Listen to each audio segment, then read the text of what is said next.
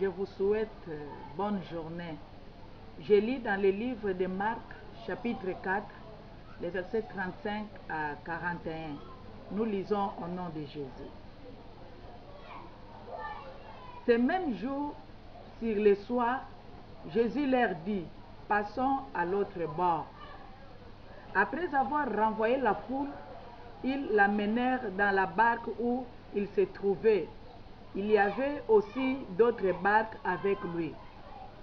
Il se leva un grand tourbillon et le flotte se jeta dans la barque, au point qu'elle se remplissait déjà. Et puis ils dormaient à la poupe sur les coussins. Ils les réveillèrent et lui dirent, « Maître, ne t'inquiètes-tu pas de ce que nous périssons ?» Il se réveillait, il menaça le vent et dit à la mer, « Silence, tais-toi !»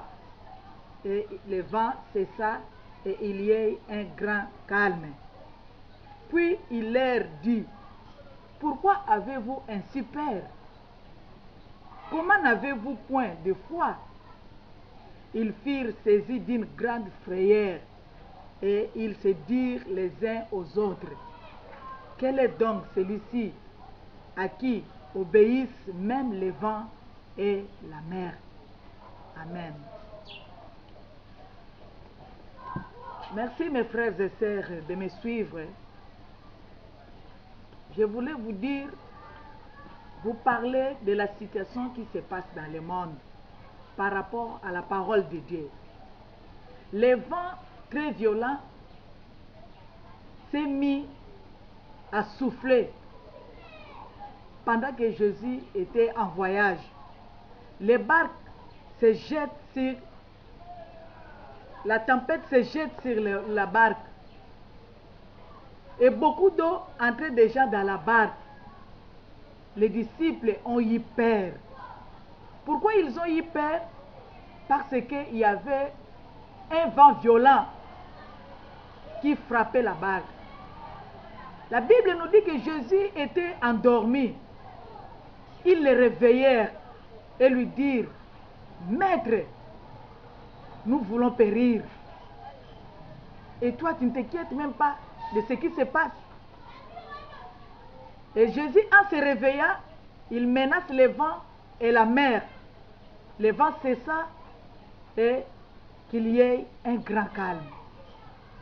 Jésus tourna en leur demandant, « Pourquoi avez-vous peur? Et n'avez-vous point de foi? » Les disciples, saisis d'une grande frayeur, il s'est mis à chuchoter de voir ce qui s'est passé, de voir les miracles que Jésus venait de faire. Actuellement, la barque, symbole de l'église du Christ ou d'une famille chrétienne. Et le vent, c'est le monde. Et aujourd'hui, nous avons la tempête physique ou médicale appelée coronavirus. Cette tempête a déjà causé tant de dégâts physiques, financiers, politiques, économiques, moraux et sociaux à travers le monde. Elle met le monde sous une pression intense et ça fait flotter la vie des gens.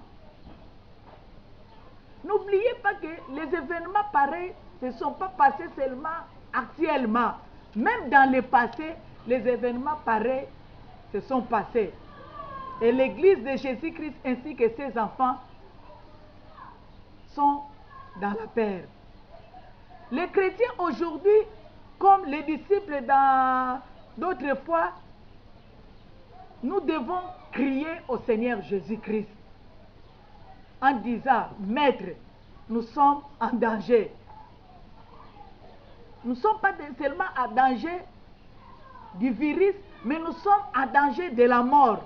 Viens à notre secours, sauve-nous.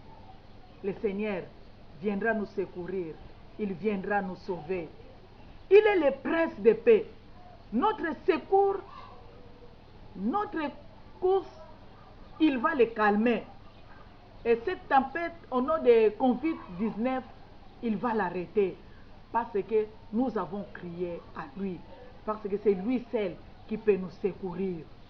Du fait que Christ ne nous a pas amenés au ciel après notre conversion, il nous a laissés ici sur terre pour faire son travail. Il va nous secourir. Parce qu'il sait que ses enfants sont ici dans le monde. Ce que Christ nous demande, de ne pas avoir peur, de rester calme, de compter sur lui. Il combattra la Covid 2019, s'il vous plaît. Il les combattra.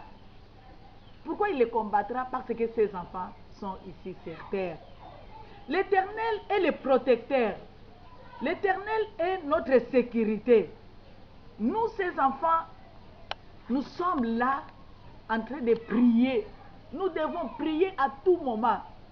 La Bible nous conseille de ne pas avoir peur, mais de prier, de demander secours au Seigneur. Il va nous secourir. L'Éternel est notre protection et la sécurité de ses enfants, de tous ceux qui sont sur terre et qui comptent sur lui et qui l'ont accepté comme Seigneur et Sauveur. C'est par notre grâce que la Covid-19 va cesser à battre le monde. Combien de maladies que l'Éternel a éloignées de nous? Combien de virus que le Seigneur a éloignés de nous? Il les fera aussi avec le coronavirus. Il va l'éloigner. Somme 91, le verset 7. La Bible nous dit que 1000 tombent à tes côtés et 10 000 à ta droite, tu ne seras pas atteint. Pourquoi tu ne seras pas atteint? Parce que tu es dans les mains de Jésus-Christ. Tu es dans la main puissante de Jésus-Christ, la main qui protège, la main qui sécurise. Comme nous sommes dans sa main, rien ne nous atteindra. Avec ces versets, tu peux dire Amen. Parce que nous sommes dans la main de Tout-Puissant, qui est le protecteur, la sécurité, la paix, et qui nous protège. Les hommes sans Christ ont des hôpitaux remplis de toutes sortes de matériaux.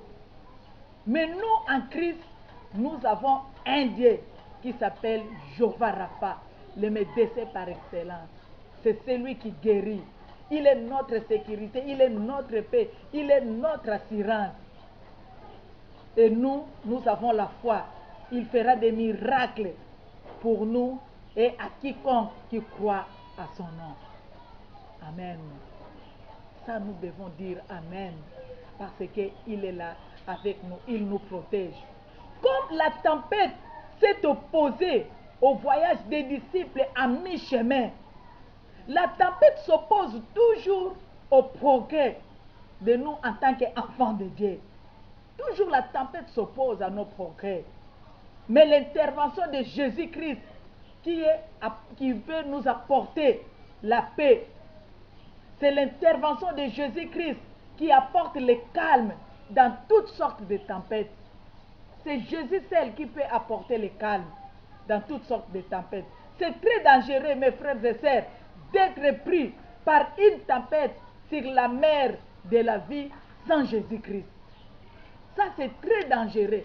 Si vous êtes atteint sur la tempête, sur la mer sans Christ, ou dans une barque, les disciples avaient l'avantage d'être en relation et en communion avec Christ. Et toi, es-tu aussi? Mon frère, ma soeur, qui me regarde à ce moment, est-ce que vous êtes en relation et en communion avec Christ?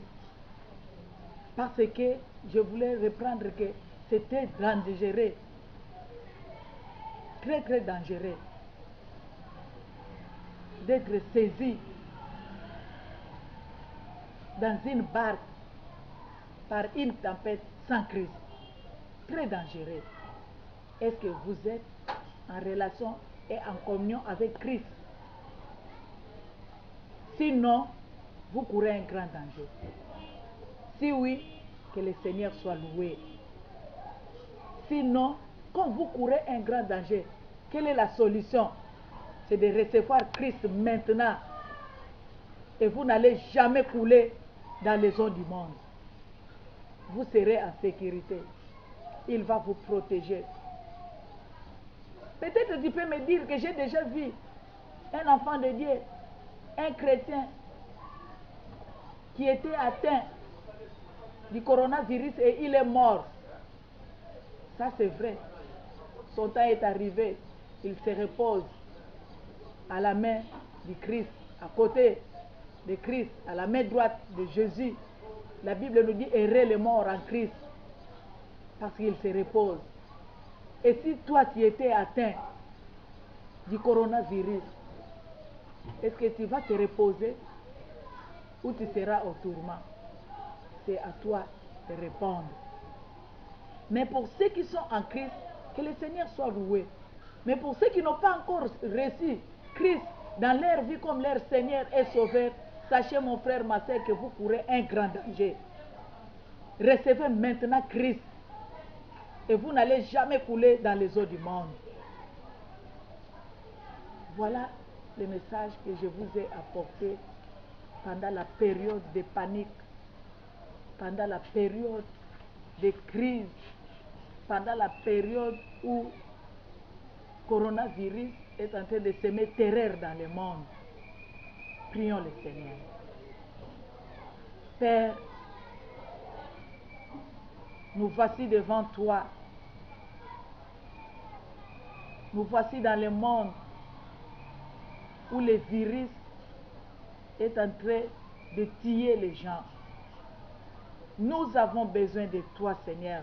Nous avons besoin de ton secours, ô Père de gloire. Laisse que ta présence mette fin à la tempête du coronavirus qui défie ton Église maintenant.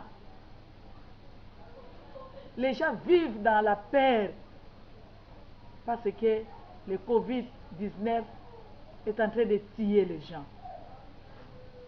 Aide-nous, Père de gloire. Garde-nous. Protège-nous, Papa. Nous savons que nous comptons sur toi parce que toi, tu es notre sécurité. Tu es Jéhovah Rapha.